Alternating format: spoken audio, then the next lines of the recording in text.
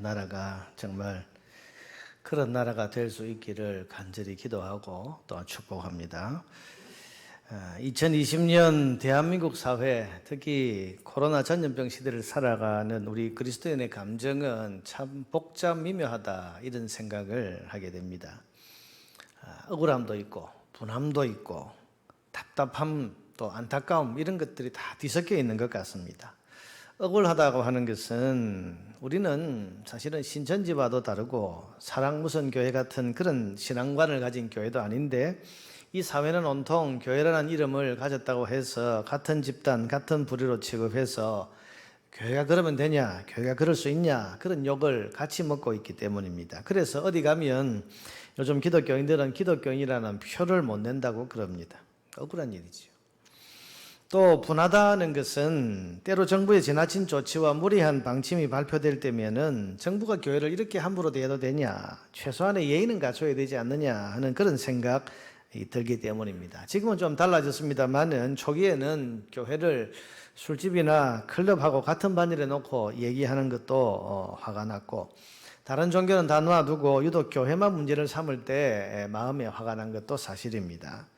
그러면서도 또 한편으로는 우리 성도들 마음에는 어느 교회에서 뉴스에 참 합숙 수련회를 하다가 코로나에 걸렸다, 무슨 기도 모임을 하다가 코로나가 또 걸려서 많은 사람이 감염이 됐다, 이런 이야기를 들으면 마음이 참 답답하기도 하고, 이런 데는 좀 자제를 하지, 이런 데 좀 중단하고 안 했으면 안 좋았겠나, 그런 생각에 욱하는 마음이 올라오기도 합니다. 그러면서 같은 교회라는 이름을 가졌기 때문에 이 사회와 국민들 앞에 또 교회로서, 성도로서 참 미안하고 죄송하다, 그런 마음이 들기도 합니다. 그래서 우리 성도들의 마음이 참 복잡 미묘하다는 거죠. 감정이 분한 마음도 있고 화가 나기도 하고, 때로는 또 억울하기도 하고, 또 국민들 앞에 보면 또 부끄럽고 또 죄송하기도 하고, 이런 마음들이 막 섞여 있는 것 같습니다. 이런 복잡한 감정을 가지고 있다 보니까 시시각각 TV에서 나오는 뉴스 보도를 마음 졸이면서 시청을 합니다. 혹시 또 교회가 무슨 일을 짓는가, 혹시 또 무슨 교회가 또 나올 건가, 그런 마음에 가슴 졸이면서 TV를 시청합니다. 여러분, 2주간 뒤에 우리 교단 총회가 모일 예정인데, 총대 500명이 다 모이는 이 총회를 지금 할 수가 없어서 어제 그제 지난 며칠 동안 우리 총회도 온라인으로 그렇게 총회를 모이자 해서 지금 열심히 준비를 하고 있습니다. 어떻게든 교회가 또 하나님 영광을 드러내야지, 또 교회가 욕먹는 이런 일이 없도록 해야 되겠다, 그런 마음에서 지금 열심히 준비를 하고 있는데, 우리 성도들이 많이 기도를 좀 해주셔야 됩니다. 그래서 법적으로 혹은 또 이런 기술적으로 이게 잘 돼서 처음으로 가지는 온라인 총회가 잘 진행될 수 있도록 우리 성도들의, 제가 특별히 서기부에 있기 때문에 준비를 담당을 하고 있는데 많이 기도해 주시기를 부탁을 드립니다. 어찌됐건 그래서 이래저래 2020년 코로나 시대를 살아가는 우리 성도들의 마음은 참 복잡 미묘합니다. 그런데 이런 가운데에서 오늘 본문을 제가 지난주와 묵상하는 가운데 박해라는 단어가 들어있는 것을 보면서 여러 가지 생각을 하게 되었습니다. 오늘 본문에 보니까 을을 위하여 박해를 받은 자는 복이 있다. 11절에 나로 말미암아 너희를 욕하고 박해하고 거짓으로 너희를 거슬러 모든 악한 말을 할 때에는 너희에게 복이 있나니. 박해. 왜 이 박해에 대한 생각을 하게 되었는가 하면, 지금의 이 상황이 박해인가? 지금 이렇게 코로나로 인해서 교회가 받는 여러 가지 불편함과 부당함이 예수님께서 말씀하시는 을을 위하여 박해를 받는 것에 해당하는가, 이런 생각을 하지 않을 수가 없었습니다. 왜냐하면 여러분, 지금의 이 코로나 상황이 기독교에 대한 박해이고, 또 지금같이 비대면 온라인 예배를 드리는 것이 기독교를 박해하는 상황이라고 말하는 그런 분들도 있기 때문입니다. 그러나 여러분, 분명하게 말씀드리면 지금의 이 온라인 예배 상황은 교회가 우리가 알다시피 방역에 협조하기 위해서 하고 있는 것이지 무슨 박해의 상황은 아닙니다. 사람이 모이면 감염의 위험이 있고, 또 이 전염병이 확산하게 되면 많은 사람들이 고통을 당하고 또 죽음에까지 이를 수 있는 것이기 때문에 그 전염병의 감염과 확산을 막기 위해서 우리가 비대면 온라인 예배를 드리는 것이지, 정부의 박해 때문에 지금 우리가 이러고 있는 것은 아닙니다. 물론 정부와 방역당국의 부당한 처사가 그동안 없지는 않았습니다만은 그건 그것대로 대화를 통해서 풀어가면 될 일이고, 지금의 이 상황을 마치 공산치하의 무슨 예배 금지령 같은 그런 것으로 받아들여서는 안 되는 것입니다. 여러분, 그럼 박해는 뭘까요? 을을 위하여 박해를 받은 자가 복이 있다. 이 말씀은 그럼 도대체 어떤 상황을 의미하는 것이겠습니까? 여러분, 이것은 그 다음 구절에 나오는 주님의 설명을 잘 들으면 알 수가 있습니다. 11절 말씀을 여러분 보면 주님이 이렇게 말씀하십니다. 나로 말미암아 너희를 욕하고 박해하고 거짓으로 너희를 거슬러 모든 악한 말을 할 때에는 너희에게 복이 있나. 여기에 여러분, 예수님 때문에 욕하고 예수님 때문에 우리에게 욕을 하고 박해하고 거짓으로 악한 말을 막 이렇게 하면서 공격을 해오는, 여러분, 이런 상황, 한마디로 신앙을 향한 공격과 방해를 일컫는 이런 말을 지금 주님이 하고 계십니다. 그러니까 여러분, 을을 위해서 박해를 받는다는 것은 주님을 따르는 신앙생활을 방해하고 공격을 해서 그 신앙을 포기시키려고 하는 온갖 압박과 어려움들을 말하는 것이라고 이해할 수가 있습니다. 여러분, 예수 믿는 성도들을 향한 박해가 있다면 그 박해의 궁극적인 목적이 뭐겠습니까? 뭐 하자는 거죠? 결국은 신앙을 포기시키려는 거 아닙니까? 예수 믿는 성도들을 향해서 욕을 하고 거짓말을 지어서 막 비난을 하고 악하고 독한 말을 막 쏟아대면서 그렇게 하는 이유가 뭐겠습니까? 그 압박을 통해서 결국은 신앙을 약화시키고 포기시키려고 하는 거죠. 그러니 을을 위하여 박해를 받은 자가 복이 있다. 이 말씀은 신앙을 약화시키고 포기시키려는 의도를 가지고 가해오는 온갖 방해와 압박, 공격, 이걸 잘 견뎌내고 이겨서 신앙에 흔들림이 없이 우뚝 서는 이런 사람이 복이 있다. 그런 말씀으로 우리는 이해를 할 수 있는 거죠. 여러분, 오늘 주님께서 박해를 당하는 자가 복이 있다 그러셨습니다. 박해를 견디는 자가 복이 있다고 하셨습니다. 그리고 그 박해를 이기는 자가 복이 있다, 그렇게 말씀을 하십니다. 여러분, 이 말씀을 통해서 보면 주님을 따르는 신앙의 길은 결코 쉽지 않다는 것을 알 수 있습니다. 자, 여러분, 주님을 따르는 신앙의 길은 결코 꽃길이 아닙니다. 거칠은 광야길이고 주님 지신 수역의 십자가를 지고 골고다 언덕을 함께 올라가야 하는 그런 고난의 길이라는 사실을 우리 성도는 다시 한번 기억해야 됩니다.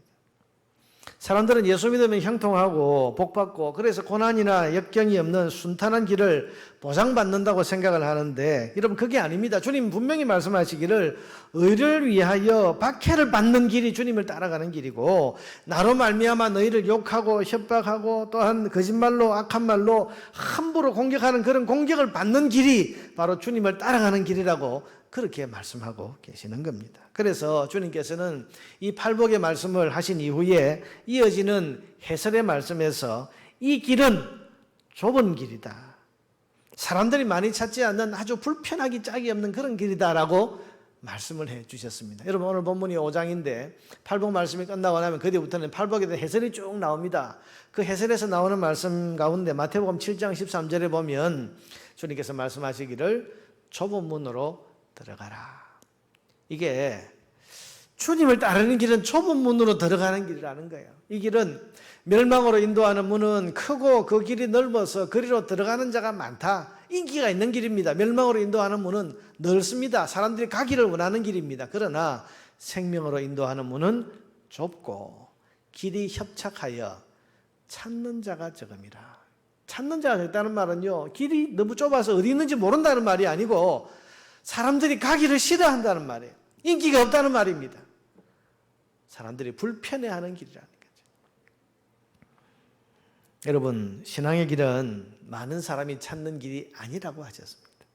사람들이 누구나 다 가고 싶어서 나도 저 길을 갈래 하는 그런 좋아하는 그런 길이 아니고, 왜 굳이 그런 길로 가냐라고 사람들이 말리는 길이 주님을 따라가는 길이고, 왜 저런 길을 가지 하고 사람들이 고개를 갸우뚱거리는 그런 길이 주님을 따르는 길이고, 왜 굳이 저런 소리, 저런 대우, 저런 어려움 겪어가면서 굳이 왜 그 길을 가느냐라고 세상의 비난과 조롱과 안타까움을 받는 길이 바로 주님을 따르는 길이라고 주님이 말씀하십니다. 여러분, 우리는 주님의 말씀을 잘 들어야 됩니다. 내 생각이 아니고 주님이 뭐라고 말씀하시는지를 봐야 돼요. 신앙의 길은 꽃길이 아니라는 거죠. 누구 말처럼 여러분 예수 믿으면 뭐 여러 사람들에게서 다 너 교회 다니냐 예수 믿냐 그래서 칭찬하고 박수받고 환영받고 누구나 부러워할 만한 그런 뭐 축복의 고속도로가 활짝 열리게 되는 그런 길이 아니라는 거예요. 좁은 문이고 좁은 길이고 많은 사람들이 그 길을 찾지 않고 안 가고 싶어하는 인기 없는 길이라고 하셨습니다. 그리고 때에 따라서는 심한 조롱과 멸시와 비난까지 받는 길이 바로 주님을 따르는 신앙의 길이라고 우리에게 분명히 말씀하셨습니다. 여러분, 이건 우리의 생각과 많이 다르죠. 우리는 대부분 예수 믿으면서 칭찬받고 싶어 합니다. 야, 너 교회 다니냐? 너 참 잘됐다.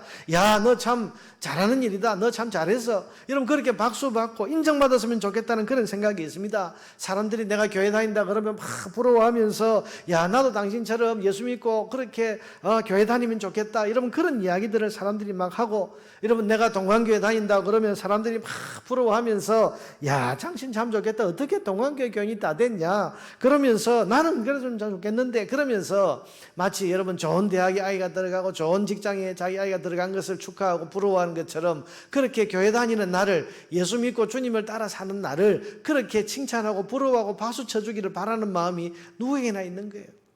여러분, 저도 목사로서 누가 어디 가서 목사님입니다 그러면 아이고 그렇습니까? 참 귀한 일 하십니다. 존경합니다.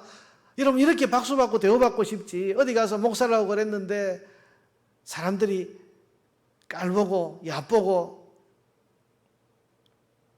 인사도 안 하고 대우도 안 하고 여러분 그런 일을 겪으면 내 마음이 좋겠습니까? 여러분, 그런 목사를 하고 싶겠습니까?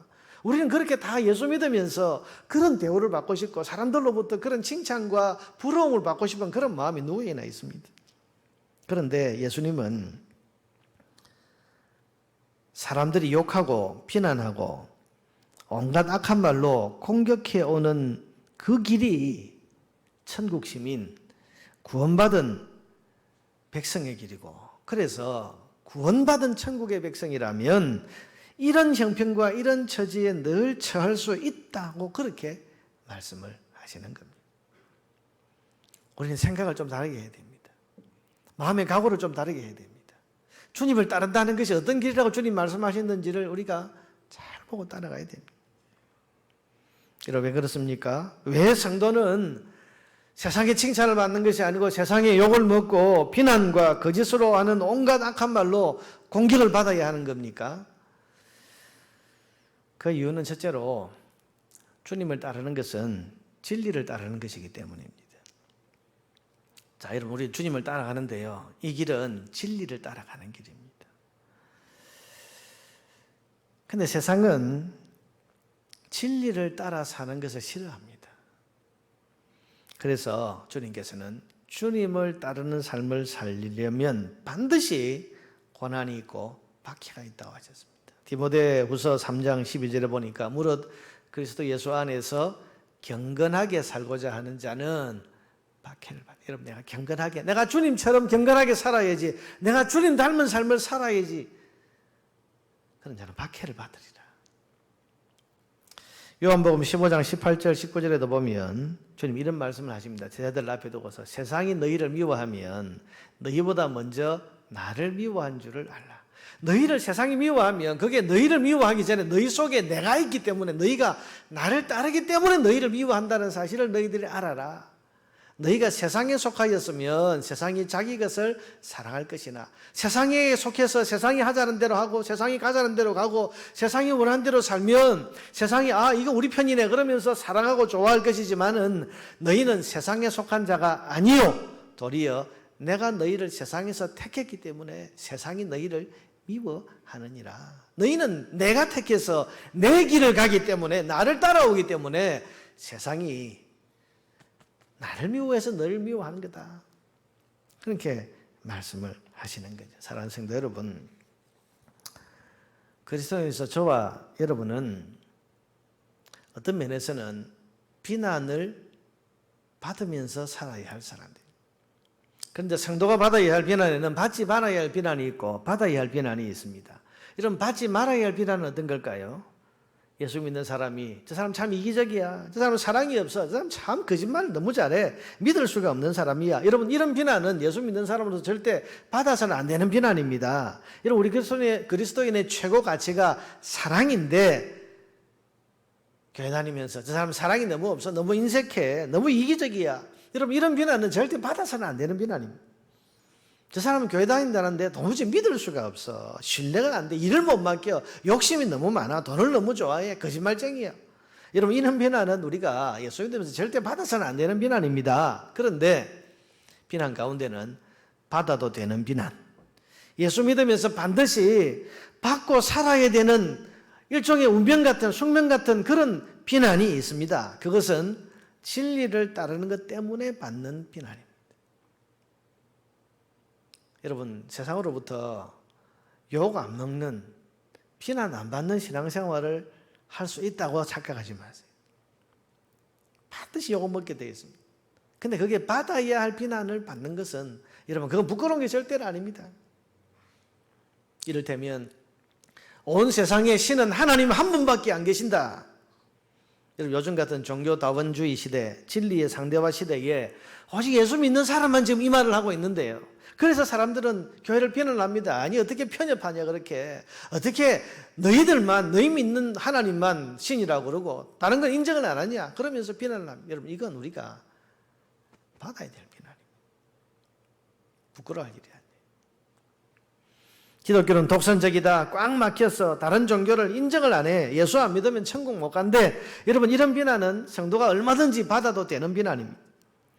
동성애는 죄악이야, 동성 결혼을 합법화하는 것은 하나님 앞에 큰 죄를 짓는 거야. 여러분, 기독교는 이렇게 말하면 세상은, 기독교는 편협해, 약자를 보호할 줄 모르고 세상의 다양성을 도무지 인정하지 않으려고 해. 그러면서 비난을 합니다. 그러나 이런 비난은 들어도 되는 비난이고 마땅히 들어야 되는, 성도로서 들을 수밖에 없는 비난입니다. 여러분, 이런 것들 때문에 교회를 반대하고 신앙생활을 하는 것을 비웃으면서, 아니 지금 시대가 어느 때인데 아직도 하나님이 천지를 창조했다는 그런 걸 믿고 사냐, 여러분, 이렇게 조롱하고 비난을 해도 이런 비난과 이런 조롱은 마땅히 우리가 받아야 될 조롱이고, 이런 비난은 얼마든지 들어도 괜찮은 그런 비난인 것입니다. 이른바 정당한 비난. 여러분, 우리 신앙을 향해서 우리가 진리를 따라 살기 때문에, 또 진리를 믿고 있고 진리를 붙들고 살기 때문에 세상이 비난하는 것을 절대로 피하려고 하거나 부끄럽게 생각하면 안 됩니다. 오히려 기뻐하라고 하셨습니다. 오늘 본문에 보니까 10절에 의를 위하여 박해를 받은 자는 복이 있나니 천국이 그들의 것입니다. 천국이 그들의 것이라는 것은 박해를 받으면 천국 보내준다 그런 말이 아니고, 의를 위해서 박해를 견뎌내고 이겨내는 걸 보니까 당신은 구원받은 천국 백성인 것이 분명하군요. 그러니 당신은 복된 사람입니다. 그런 말. 11절에 나로 말미암아, 예수님 때문에, 주님이 진리이시니까 그 진리이신 주님을 따르는 것 때문에 너희를 욕하고 박해하고 거짓으로 너희를 거슬러 모든 악한 말을 할 때에는 너희에게 복이 있나니, 부끄러워하는 것이 아니라 기뻐하고 즐거워하라. 하늘에서 너희 상이 큼이라. 너희 전에 있던 선지자들도 이같이 박해하였느니라. 앞서 믿음의 선진들이 하나님 말씀 붙들고 진리 붙들고 살았기 때문에 세상에 조롱도 받고 비난도 받고 욕도 먹고 때로는 큰 핍박도 당하고, 근데 이건 하나님 앞에 부끄러운 게 아니에요. 기뻐하고 즐거워할 일이다. 아, 내가 그리스도인이구나, 내가 천국 백성이구나, 내가 예수님 따라가는 사람이구나, 이걸 확인하는 것이라는 거예요. 성도 여러분, 진리를 따라 사는 것이 결코 쉽지를 않습니다. 더군다나 무신론과 진화론과 종교다원주의가 지배하고 있는 우리 시대에서 나는 창조주 하나님을 섬긴다, 나는 성경 말씀의 권위를 믿고 따른다고 하는 우리 신앙은 반드시 세상으로부터 부딪히게 돼 있고 비난받고 조롱받고 공격을 당할 수 있습니다. 그러나 이런 공격과 비난 때문에 신앙이 흔들리고 주님 따르는 길에서 멈칫멈칫거리고 뒤로 물러서면 안 됩니다. 그런 비난은 당연한 비난으로 알고, 그래서 여러분, 그런 비난을 받을 때마다 내가 진리 때문에, 진리를 믿고 진리를 따르는 것 때문에 이런 박해와 고난과 어려움을 겪고 조롱과 비난을 받는다면 오늘 이 말씀을 기억하십시오. 을을 위하여 박해를 받은 자는 복이 있다. 나로 인하여 너희를 욕하고 악한 말로 너희를 비난하고 공격할 때에는 기뻐하고 즐거워하라. 여러분 이 말씀을 기억하면서 이렇게 사는 자를 복이 있다고 하신 주님의 이 선언을 우리 마음에 훈장처럼 딱 붙이고 그렇게 감사하며 살아가야 할 것입니다. 사랑하는 여러분, 진리를 따라 살면서 받는 욕과 비난을 기뻐하고 감사하시기를 바랍니다. 하늘의 상이 큽니다. 천국이 여러분의 것입니다. 근데 둘째로 우리 성도가 받는 욕과 비난은 반드시 우리가 진리를 따라 살기 때문에 받는 것만은 아닙니다. 때로 아니 어쩌면 더 많은 욕과 비난은 우리의 잘못과 연약함 때문에 받게 되는 것일 수 있습니다. 아까 말씀드린 것처럼 받아도 되는 비난이 있지만 받지 말아야 될 비난이 있죠. 예수 믿는 사람 너무 저 사람 이기적이야. 너무 사랑이 없어. 너무 인색해. 너무 욕심 많고 너무 베풀 줄 몰라. 심지어는 너무 거짓말 잘하고 교회는 다닌다는데 거짓말 너무 잘하고 자기밖에 몰라. 여러분 이런 비난은 우리가 받지 말아야 될 비난이에요. 세상이 교회를 향해서 성도를 향해서 비난할 때는요. 저 사람 창조주 하나님을 믿어. 저 사람 예수님만 유일한 길이라고 그렇게 믿어. 이것 때문에만 비난하는 것이 아니고 우리의 삶을 보고 우리의 인격을 보고 우리의 살아가는 모습을 보면서 아이고 참 저 사람이 천국 가면 천당 가면 나는 만당 가겠다. 저는 실제로 그런 이야기를 내가 들어봤어요. 적군에서 예배당을 짓는데 그때 그 예배당 짓는 일에 공사 감독을 했던 그 상사 계급의 그 군인이 계셨는데 예배당 짓는데 교회를 안 나오시는 거예요. 아니 예배당 짓는 좋은 일을 하는데 우리 교회 나오세요 하니까 아이고 목사님 우리 동네 아무개가 있는데요. 그놈이 맨날 천당 간다고 자랑하는데 그놈이 천당 가면 나는 만당 갑니다 그러더라고. 이게 뭡니까? 네 사는 거 보니까 그 신앙교가 별거 아니네. 이러면서 욕하는 거예요. 이게 비난하는 거죠. 우리 잘못, 우리의 연약함, 우리가 잘못 살았어. 우리 인격이 부족했어. 여러분 이것은 주님의 영광을 가리는 비난이고 주님께 꾸지람을 들을 비난입니다. 어쩌면 오늘 우리 사회에서 교회와 기독교가 받고 있는 비난은 이쪽이 더 많은지도 모릅니다. 교회가 교회답지 못하고 성도가 성도답지 못해서 받는 이런 비난이 있습니다. 그런가 하면 세 번째로 부당한 비난도 있습니다. 일부러 혹은 의도한 건 아니지만은 교회와 신앙을 잘 모르고 자기 마음대로 함부로 말하는 그런 사람들이 여러분 해대는 그런 비난들이 있습니다. 어제도 제가 운전을 하면서 라디오를 듣는데 KBS에 어떤 사람이 나와서 하는 말이 이 코로나 사태에도 교회들이 예배를 자꾸 계속 강행하려고 하는 것은 돈 때문이다. 헌금 수입 떨어질까 봐 그런다. 이런 말을 하는데요. 여러분 제가 이 사람의 이야기를 그 MBC에서도 들었고 SBS도 들었고 JTBC에도 근데 이런 방송국마다 이 사람을 데려다가 이 말을 계속 방송국마다 지금 뭐 나오면서 방송을 자꾸 타는 거예요. 얼마나 답답하고 막 화가 나는지. 도대체 무슨 의도를 가진 건지 아니면 너무 모르는데 함부로 모르면서 함부로 말하는 건지 어떻게 저렇게 교회와 예배를 저렇게 곡해해서 말할 수가 있나. 우리가 여러분 이렇게 예배를 드리는 것이 이게 헌금 수입 떨어질까 봐서 교회가 전전긍긍해서 교인들을 지금 닥달해서 예배 오라고 그렇게 하는 겁니까? 교회를 몰라도 예배를 몰라도 근데 그런 말들을 이 방송국에서 그 사람 불렀다 하고 저 사람 또 불렀다 이 사람 또 다른 방송국에서 또 이 사람 불렀다 하고 막 돌아가면서 하는데요. 제가 막 얼마나 답답한지 부당한 비난이. 어떤 전문가라는 사람이 TV에 나와서 하는 말이 한국 교회는 구약 율법을 따르고 있는 교회지 예수 신앙을 따르는 진짜 교회가 아니다. 이런 소리를 퍼쳐시 해대고 있고요. 한 2주일 전인가 제가 TV 뉴스를 요즘 뉴스를 제가 예민하게 이렇게 유심히 보는데 이런 보도가 나왔습니다. 어느 예배당 앞에, 교회 앞에 이제 그 기자가 카메라 들고 가서 막 찍으면서 그 출입하는 교인들 이렇게 장면을 비춰주면서 코로나가 2단계가 발령이 되었는데도 이 교회는 당국의 명령을 어기고 대면 예배를 강행하고 있다. 그러면서 그 교회를 맹비난하길래 제가 그 교회에 한 수백 명 뭐 따닥따닥 모여서 그렇게 예배를 드린 줄 알았어요. 근데 제가 그 뉴스를 자세히 보고 나중에 다 살펴서 이렇게 조사를 해보니까 그 교회 교인이 500명인데 500명 교인이 대부분 온라인 예배를 드리고 예배당에는 20명이 와서 예배를 드렸대.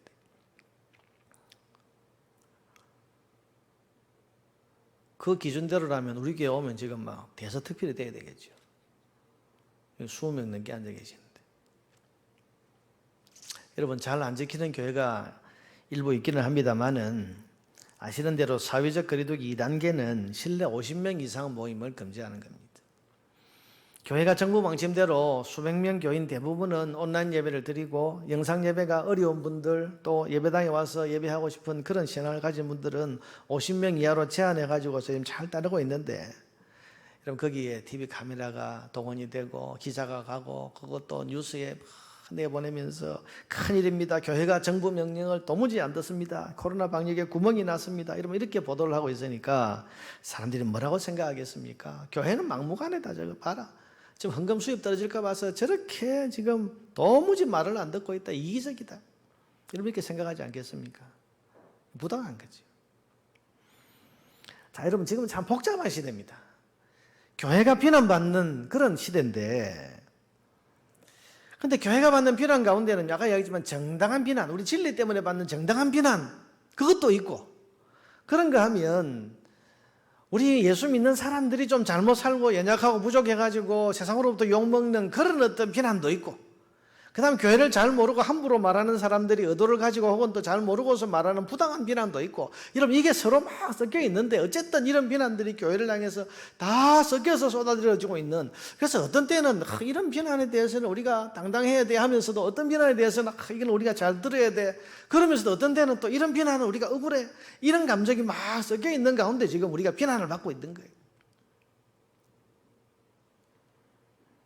아까 우리 장로님 기도하실 때 교회가 사회 지탄을 받고 있는 시대입니다. 지탄, 비난. 근데 여러분 그 지탄과 비난이요. 이 세 개가 다 섞여 있다니까요. 가만히 보세요. 진리 때문에 받는 비난. 우리가 잘못 살고 우리가 부족해서 받는 비난. 그리고 아주 부당하기 짝이 없는 억울한 비난. 여러분 이런 것들이 다 섞여서 있는데 그러니까 여러분 우리 성도들의 마음이 참 이게 힘든 거예요. 문제는 이런 비난과 공격이 막 섞여서 함께 교회와 신앙을 향해서 지금 막 쏟아지다 보니까 성도들이 이제는 교회 다니는 것 자체를 부담스럽게 생각을 하거나 부끄럽게 생각하는 사람들이 늘어가고 있다는 데 있습니다. 어제도 어떤 분이 교회에 오셔서 목사님 요새 내가 어디 가서 예수 믿는 표를 못 냅니다. 하도 언론에서 교회하고 떠들어대니까 보는 사람마다 그거 보면서 막 욕을 해야 되기 때문에 예수 믿는 말을 내가 아예 어디 가서 하지를 않습니다. 그 말씀을 하세요. 또 어떤 분은 목사님 요새 뉴스를 보다 보면 나도 교회에 대해서 막 화가 나고 분통이 터져서 미치겠습니다. 교회가 좀 협조도 좀 하고 이런 시국에는 좀 가만히 있으면 좋은데 왜 자꾸 모이고 왜 또 모이고 그래가지고 욕먹을 짓을 하는지 나도 교회 다니지만은 나도 교회 안 다니고 싶은 생각이 막 자꾸 생깁니다. 어느 교회 장립주사님이 그 이야기를 하세요. 설마 그분이 뭐 교회를 안 다니게 하겠습니까? 얼마나 속이 상하면 그러겠습니까? 저는 이것이 요즘 우리 성도들의 마음이라고 생각합니다. 억울합니다. 답답합니다. 그리고 자꾸 문제 일으키는 교회들을 보면 화가 나기도 하죠. 그런데 여러분 제가 진짜 염려되는 것은 바로 이겁니다. 이렇게 점차 교회가 세상의 비난의 대상이 되면서 이제는 교인들조차도 교회를 자랑스럽게 생각하지 않는 시대가 되어가고 있다는 사실입니다. 교회 다니는 게 별로 자랑스럽지 않아요. 교회가 하도 비난을 오랫동안 받아오다 보니 여러분 이런 비난이 지금 코로나 때문에 생긴 게 아니고요. 지난 몇십 년을 가만히 한번 돌아보세요.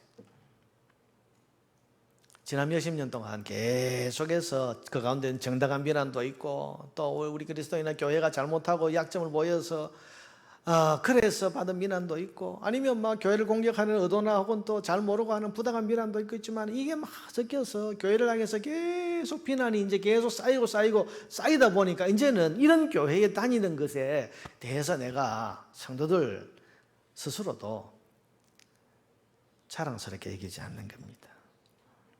이제는 내가 예수 믿고 신앙생활을 한다는 것을 당당하게 드러내려고 하지를 않습니다.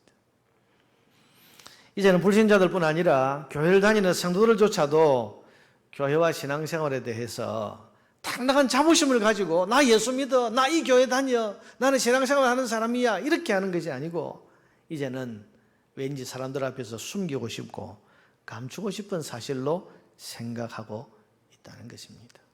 특히나 교회 생활을 한 지 얼마 안 되는 초신자들이나 청년들이나 학생들은 더더욱 그렇습니다.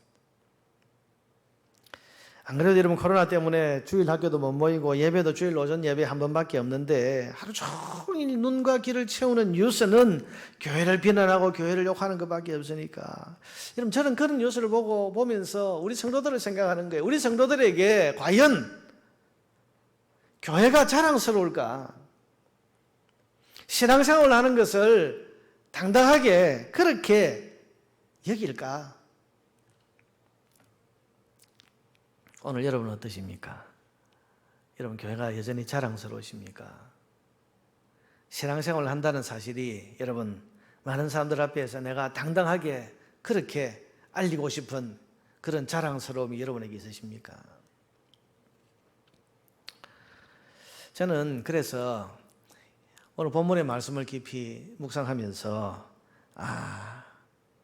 이것이 새로운 형태의 박해라는 생각을 하게 되었습니다. 박해라는 것이 막 강압적으로 권력을 가지고 주님을 따르지 못하도록 막 비난하고 욕하고 압박을 해가지고 그 신앙의 길을 포기하는 것도 박해지만은 그런 박해가 있는 것이 아니고 주님을 따르는 것이 더 이상 자랑스럽지 않게 여기는 게 하는 거예요. 이걸 여러분 누가 조장했다거나 누가 기획했다 그런 이야기가 아니고요. 아마 그 배후에는 악한 영의 계획이 있겠죠. 어떻게 하든지 교회를 무너뜨리고 교회를 성도들을 망하게 하려고 하는 공중의 권세 잡은 사단, 악한 영의 계획이 아마 틀림없이 있을 겁니다. 그런데 여러분 그것이 오랜 세월 동안 우리 한국 교회를 향한 비난으로 계속 그렇게 여러분 지난 한 30년 정도만 한번 생각해 보세요. 교회를 칭찬하고 교회를 이렇게 박수 쳐주는 것보다 교회를 향한 비난들이 얼마나 많이 쏟아졌습니다. 그런데 그게 오랫동안 쌓이면서 우리 성도들 마음에도 교회가 자랑스럽지 않은 거예요. 내가 주님을 따른다는 것을 당당하게 누구 앞에서나 딱 드러내고 싶은 그런 마음이 점점 수그러드는 거예요. 내가 예수를 따르고 있다는 것을 급기야는 부끄럽게 만드는 것. 여러분 이런 시대가 되었습니다. 그런데 가만히 보면 이건 예수님 시대에도 사단이 썼던 전략입니다. 예수님을 공격하는 무리들이 그 제자들에게 주님을 따르지 못하려고 했던 말들이 뭡니까? 너희는 세상에 선생이 없어서 저 천하대 천한 갈릴리 출신 저런 사람을 따라다니냐? 예루살렘에 훌륭한 랍비들도 많고 훌륭한 율법사도 많은데 저 갈릴리 출신 더군다나 목수 출신이고 그 아버지도 목수고 목수 집안에 배우지도 못하고 무슨 저런 사람을 너 하나님의 아들이라고 그러고 따라다니냐 이러면서 예수님을 따라다니는 것이 자랑스럽지 않게 만들려고 했습니다. 오늘도 이것을 그대로 적용해서 여러분 그게 진리 때문에 받는 비난이건 예수님을 따르는 어떤 부실한 우리들 때문이건 아니면 부당하게 공격을 하는 것이건 간에 예수님과 교회를 비난의 대상이 되게 해서는 결국은 예수님을 따르는 것이 자랑스럽지 않고 부끄럽게 만드는 것입니다. 그래서 신앙의 길을 주춤거리게 하고 신앙의 길을 포기시키고 뒤로 물러나게 만드는 것입니다. 많은 사람들이 생각하지요. 서울의 대형교회 큰 비리나 어떤 사건이 뉴스에 나올 때마다 교인 10,000명씩 떨어진다, 20,000명씩 떨어진다 그런 말들을 했고 이 코로나 이후로는 얼마나 많은 사람들이 교회로부터 떨어져 나갈까 이런 염려를 하는데 이게 다 뭡니까? 교회 다니고 싶지 않은 거예요. 교회가 자랑스럽지 않은 거예요. 내가 예수 믿고 주님을 따라 산다는 것이 자랑스럽지 않게 만드는 이것 때문에 누가 못 가게 하는 것이 아니라 자기 마음에 스스로 그렇게 들은 거죠. 저는 이것이 새로운 종류의 박해라고 생각합니다. 박해가 뭐라 그랬죠? 신앙의 길을 포기시키고 뒤로 물러서게 만드는 온갖 시도들이라고 했는데, 그렇다면 지금의 이 시대 분위기가 바로 박해 시대가 아닌가. 교회와 신앙을 부끄럽게 여기고 내가 주님을 따르고 살고 있다는 것이 더 이상 자랑스럽지 않은 시대. 옛날에는 여러분 생각해 보세요. 여러분 어릴 때 생각해 보세요. 누가 교회 안 가다가 갑자기 교회 간다. 그럼 학생 때 여러분 내가 이제 교회 간다. 그러면 와, 그래서 사람들이 와, 그랬습니다. 와, 니 이제 뭐 새 사람 됐기가 니 와 그러노? 니 마음 고치 먹었나? 교회 가는 것이 뭔가 그래도 좋은 일이라고 생각을 하고 박수를 쳤단 말이죠. 지금은요, 내가 교회 가게 됐다 이 말을 알아서 잘 안 합니다. 근데 문제는, 더 큰 문제는 주님을 따르는 신앙인들, 우리들조차도 이런 사회적인 분위기나 비난 앞에서 더 이상 주님을, 내 신앙의 길을 자랑스럽지 않게 여기는 것입니다. 사랑하는 여러분, 오늘 주님 말씀하십니다. 이것을 이기는 자가 복이 있다는 것입니다. 이런 시대를 분별하고 이런 시대 가운데서도 신앙을 우뚝 지키는 사람이 복 있는 사람입니다. 여러분, 예수 믿는 것에 더 이상 자랑스럽지 않게 여기는 이런 시대에도 여전히 예수님을 자랑스럽게 믿는 사람이 복 있는 사람입니다. 교회가 비난을 받고 모든 사람들이 교회를 욕하는 이런 시대에도 여전히 흔들림 없이 주님의 몸된 교회를 사랑하고 주님을 따르는 신앙의 길을 걸어가는 사람, 이런 사람이 박해를 이겨낸 복 있는 사람인 것입니다. 지금 우리는 교회와 신앙이 비난받는 시대를 살아가고 있습니다. 그래서 자칫하면 나도 교회와 신앙생활에 회의를 느끼고 염증을 느끼고 교회와 신앙생활이 약화될 수 있습니다. 그런데 여러분, 이것이야말로 우리의 대적인 마귀가 로마 제국의 힘을 가지고 이루어 보려고 했던 그런 목표였습니다. 그 강한 힘을 가지고 수많은 박해를 하면서 기독교인들을 포기시키려고 했던 그 목표를 지금 우리는 그런 힘과 권력이 아니라 우리 안에서부터 그렇게 무너지고 있는 것은 아닌가. 여기 흔들리면 안 됩니다. 우리가 힘으로 누르는 박해도 이겨야 하지만 교회와 신앙을 자랑스럽게 여기지 않는, 그래서 신앙을 그렇게 포기시키려고 하는 또 다른 박해도 우리가 이겨낼 수 있어야 하는 것입니다. 여러분, 사람 때문에 주님을 부끄러워하지 마세요. 부실하고 부족한 이 땅의 교회들 때문에 주님을 따르는 신앙의 길을 걸어가는 것을 부끄러워하지 마세요. 누가 뭐래도 나를 사랑하사 자기 몸을 내어주신 우리 주님을 자랑스럽게 여겨야 됩니다. 무슨 일이 있고 온 세상이 다 돌아선다고 해도 나를 위해서 십자가 지어주신 주님을 내가 부인하고 돌아설 수는 없는 것입니다. 그를 위하여 박해를 받고 세상의 욕과 비난에도 불구하고 여전히 주님을 붙드는 믿음의 사람이 복이 있습니다. 이런 사람을 주님은 진정한 천국의 시민이라고 불러주시면서 하늘의 상급과 위로를 주시겠다고 약속하셨습니다. 사랑하는 여러분, 예수 믿는 것을 더 이상 자랑스럽게 여기지 않게 된 오늘의 현실 가운데서도 여전히 주님을 자랑스럽게 여기면서 주님을 사랑하고 당당하게 주님의 뒤를 따라가는 저와 여러분 되기를 주님의 이름으로 축복합니다.